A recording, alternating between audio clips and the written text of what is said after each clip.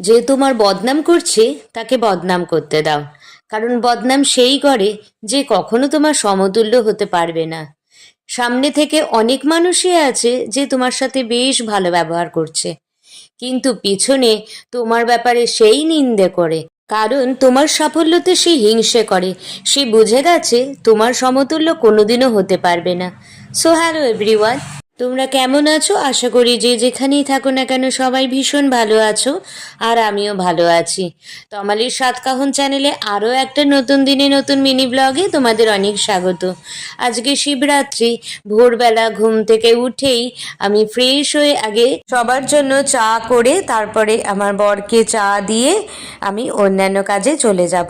আর আমার বর সকালবেলা জানো তো বিস্কিট খায় না, তাই একটু মুড়ি দিয়ে দিলাম। আর তারপরে রুটি করে নিচ্ছি, কারণ মেয়ে স্কুলে যাবে, আর স্কুলে গেলে তোকে কিছু খেয়ে যেতে হবে।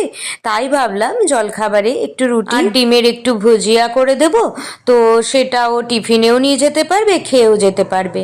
তো মেয়ে আবার বায়না করলো যে না আমাকে রোল করে দাও। তো সকালবেলাতে আমি রুটি তো করেছি আর ডিমের ভুজিয়া দিয়ে ওকে দিয়ে দিলাম।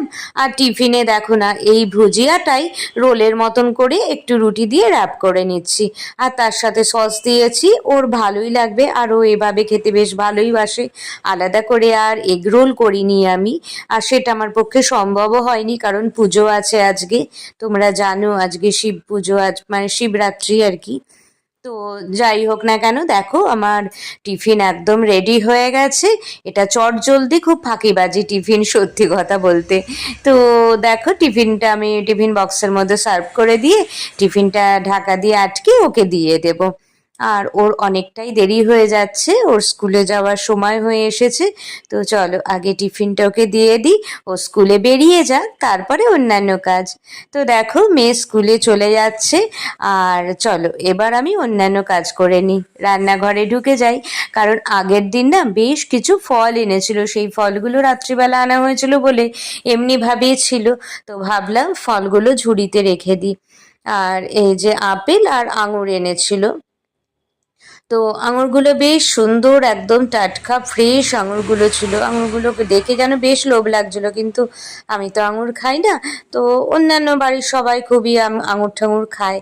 তো চলো এবার স্নান করে নিয়ে আমি বাবার মাথায় জলটা ঢেলে নিই। আর জানো তো আমি শুনেছি শিবরাত্রির দিন নির্জলা উপোস করতে হয়, কিন্তু আমি জানি না কোনো শাস্ত্রে আছে নাকি। তবে আমি কিন্তু নির্জলা উপোস করি না, আমি কিছু খাই না, বাট আমি জলটা খাই, কারণ জলই জীবন। আমি যদি নিজে সুস্থ না থাকি ভগবানকে ডাকবো কি করে বলো? তো আজকের ভিডিওটা এইটুকুই, ভালো লাগলে চ্যানেলটি সাবস্ক্রাইব করো। টাটা।